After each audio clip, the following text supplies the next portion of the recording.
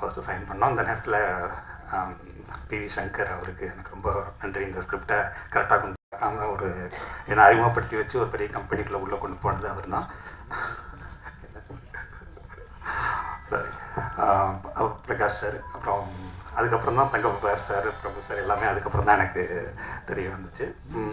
தங்கப்பார் sir வந்து எப்படின்னா அது ரொம்ப எங்களுக்குள்ள ஒரு மிக்சடான ஒரு தான். சில நேரம் ரொம்ப நல்லா போகும், சில நேரம் சார் இப்படி வேண்டாம் சார் இப்படி வேண்டாம் சார் எங்களுக்குள்ள நிறைய இது இருக்கும். ஆனால் எண்ட் ஆஃப் த டே வந்து தங்கப்பார் சார் தான் வந்து என்ன சொல்கிறது, ஃபுல் நம்மளை எப்படி சொல்கிறது, இது இப்படி தான் இருக்கணும் போலாம், நீங்கள் யோசிக்கிறது வேறு ஆடியன்ஸ் வேறு அப்படிங்கிற அந்த அந்த ஃபஸ்ட்டு பிரகாஷ் சார் சொன்னார்னு சொன்னேன் இல்லைங்களா, நீ வச்சுருக்க ஸ்கிரிப்ட் ஒன்று இதை கொண்டு வந்து ப்ரெசென்ட் பண்ணணுன்னா ஒரு கேப் இருக்குதுன்னு, அந்த கேப்பை வந்து செம்மையாக ஃபில் பண்ணியிருக்காரு அப்படிங்கிறது எனக்கு ரொம்ப லேட்டராக ஸ்கிரிப்ட் போகும்போது தான் எனக்கு வந்து அது புரிஞ்சது. நம்ம வச்சுருந்த அந்த ரா வெர்ஷன் போயிருந்தோம்னா அது எப்படி இருந்திருக்கும் அப்படிங்கிறது ரொம்ப அந்த நேரத்தில் தங்கப்பார் சாருக்கு ரொம்ப நன்றி. பிரபு சாரும் என்ன சொல்கிறது, அவர் அவ்வளோவா இன்ட்ராக்ட் ஆக மாட்டார் ஸ்கிரிப்ட் சைடு அதுலாம். ஜஸ்ட்டு எப்போ படத்தை காமிக்கிறீங்க அப்படின்னு மட்டும் அப்பப்போ வந்து கேட்டு போவார். ரொம்ப ஃப்ரெண்ட்லியான இது. வேறு கோகுல் சார், அதுக்கப்புறம் கோகுல் சார் வந்து எப்படி சொல்கிறதுனா, இந்த ஸ்கிரிப்ட் நாங்கள் எப்படி ஷூட் பண்ணோங்கிறது அது உங்களுக்கு நீங்கள் பார்த்தீங்கன்னா ரொம்ப இதாக இருக்கும்.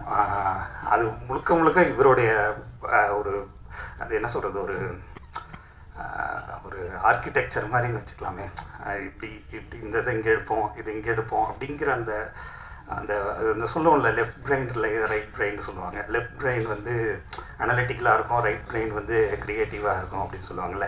எனக்கு தெரிஞ்ச அவருக்கு அந்த லெஃப்ட் பிரெயின் வந்து ரொம்ப அதுன்னு நினைக்கிறேன். ஒரு விஷயம் கூட வந்து அவர் வந்து மிஸ் பண்ணவே மாட்டார்னு சொல்லுவோம் இல்லையா. இந்த இது ஏன் அப்படி ஃப்ளிப்பாக இருக்கே, இது வந்து இப்படி இருக்கணும் அப்படிம்பாரு. யாருமே அதை நாங்கள் கவனிச்சிருக்கவே மாட்டோம். அது அவருக்கு மட்டும்தான் அந்த சென்ஸ், அதாவது அரித்மெட்டிக்காக எந்த விஷயத்தையும் பார்க்குறது. அது ஒரு க்ரியேட்டிவ் ஃபீல்டில் இருக்கவர் அது அவ்வளோ அரித்மெட்டிக்காக பார்க்குறது. இந்த லே அவுட் ரெடி பண்ணும்போது அவர் பார்த்துட்டு அவர் சொன்ன மிஸ்டேக்ஸ் எல்லாம் நாங்கள் கரெக்ட் பண்ணது அதெல்லாம் யோசிக்கும்போது நானே யோசிப்பேன், நிச்சயமாக இவர் வந்து அந்த இவருக்கு இந்த டிசைன்டு பிரெயின் வந்து ரொம்ப கொஞ்சம் அதிகமாக ஒர்க் பண்ணுது போல் அப்படிங்கிற மாதிரி இருக்கும். பிரோஸ் சார் வந்து நான் ஃபஸ்ட்லேருந்து வேண்டான்னு சொன்ன ஒரே ஆள் அவர் தான் கம்பெனியில். எனக்கு வேண்டவே வேண்டாம் சார், ஏன்னா எனக்கு வந்து நாளை இயக்குனர்லேருந்து எனக்கு ஒரு எடிட்டர் இருக்குது அப்படி சதீஷ்னு சொல்லி, நாளை இயக்குனர்லேருந்து ட்ராவல் பண்ணி வந்தோம். அவர் தான் எனக்கு வேணும் அப்படின்னு நினச்சோம். ஆனால் லாஸ்ட் மினிட்ல அவருக்கும் போன நாள்லேருந்து எங்களுக்கும் அவருக்கு ரொம்ப இதுதான் கிளாஸ் தான். ஒரு ஷார்ட்டு இது பண்ணுறதுனா கூட பயங்கர, நான் எம்படம்னு சொல்லுவேன், அவர் இது எம்படம் அப்படிம்பார் அவர். அந்த மாதிரி இருக்கும். இல்லைங்க, எண்ட் ஆஃப் த டே எம்படம், நான் தான் டைரக்டர், நான் தான் போய் மியூசிக் வாங்கணும், நீங்கள் இதை வைங்க அப்படிம்போம். பயங்கரமாக ஆர்கியூமெண்ட் இருக்கும். இந்த இதில் அமைதிப்படையில் அமாவாசை கேரக்டர் மாதிரி ஃபஸ்ட் நாள் போனப்போ அப்படியே பிலோவா பெரிய எடிட்ரு அப்படின்னு அப்படியே சரி இந்த ஒரு கரெக்ஷன் அப்படின்னு ஆரம்பித்தோம். அப்புறம் கொஞ்ச நாள் போக நல்லா கேட்க ஆரம்பித்தேன். அப்புறம் படம் முடியும் போதெல்லாம் சண்டையே போட ஆரம்பித்தாச்சு. அவரே சொல்லுவார், போல உங்களுக்கு வேணான்னு வச்சு கொடுத்துறேன், என்ன அதை கேட்காதீங்க போங்க அப்படிம்பாரு. அந்தளவுக்கு சண்டை போடுவோம்.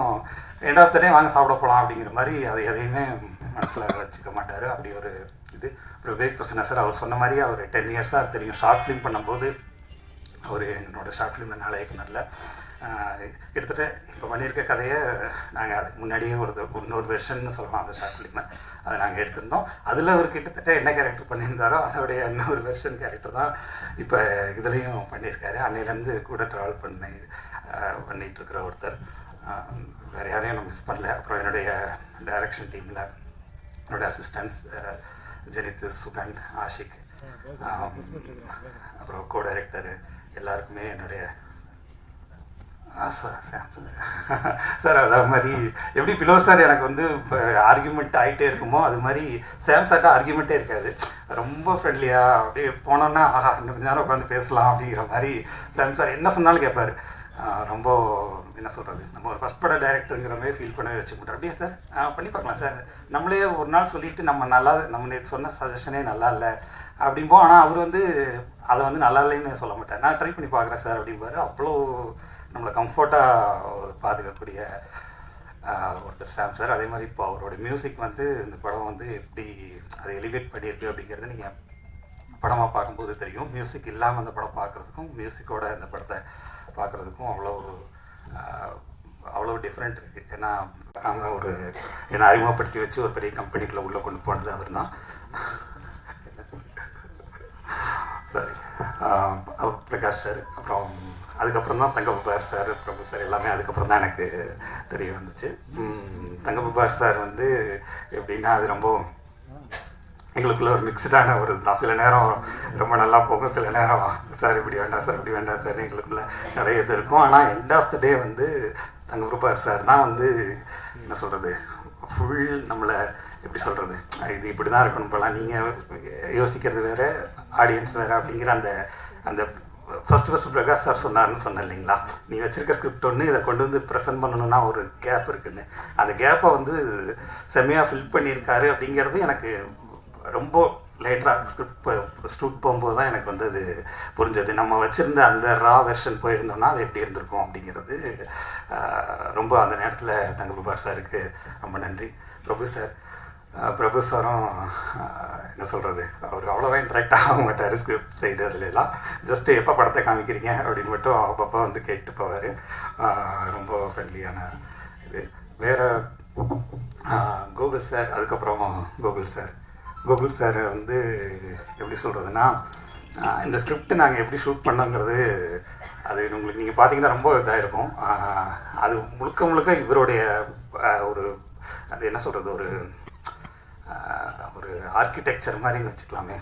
இப்படி இந்த இதை இங்கே எடுப்போம், இது இங்கே எடுப்போம் அப்படிங்கிற அந்த சொல்லுவோம்ல, லெஃப்ட் பிரெயின் ரைட் பிரெயின் சொல்லுவாங்க. லெஃப்ட் பிரெயின் அனலிட்டிக்கலாக இருக்கும், ரைட் பிரெயின் க்ரியேட்டிவாக இருக்கும் அப்படின்னு சொல்லுவாங்கள்ல. எனக்கு தெரிஞ்ச அவருக்கு அந்த லெஃப்ட் பிரெயின் ரொம்ப அதுன்னு நினைக்கிறேன். ஒரு விஷயம் கூட அவர் மிஸ் பண்ணவே மாட்டார்னு சொல்லுவோம் இல்லையா. இந்த இது ஏன் அப்படி ஃப்ளிப்பாக இருக்கே, இது இப்படி இருக்கணும் அப்படின்பாரு. யாருமே அதை நாங்கள் கவனிச்சிருக்கவே மாட்டோம். அது அவருக்கு மட்டும்தான் அந்த சென்ஸ், அதாவது அரித்மெட்டிக்காக எந்த விஷயத்தையும் பார்க்குறது. அது ஒரு க்ரியேட்டிவ் ஃபீல்டில் இருக்கவர் அது அவ்வளோ அரித்மெட்டிக்காக பார்க்குறது. இந்த லே அவுட் ரெடி பண்ணும்போது அவர் பார்த்துட்டு அவர் சொன்ன மிஸ்டேக்ஸ் எல்லாம் நாங்கள் கரெக்ட் பண்ணது அதெல்லாம் யோசிக்கும்போது நானே யோசிப்பேன், நிச்சயமாக இவர் இவருக்கு இந்த சைடு பிரெயின் ரொம்ப கொஞ்சம் அதிகமாக ஒர்க் பண்ணுது போல் அப்படிங்கிற மாதிரி இருக்கும். பிரோஸ் சார் நான் ஃபஸ்ட்லேருந்து வேண்டான்னு சொன்ன ஒரே ஆள் அவர் தான் கம்பெனியில். எனக்கு வேண்டாம் சார், ஏன்னா எனக்கு நாளை இயக்குனர்லேருந்து எனக்கு ஒரு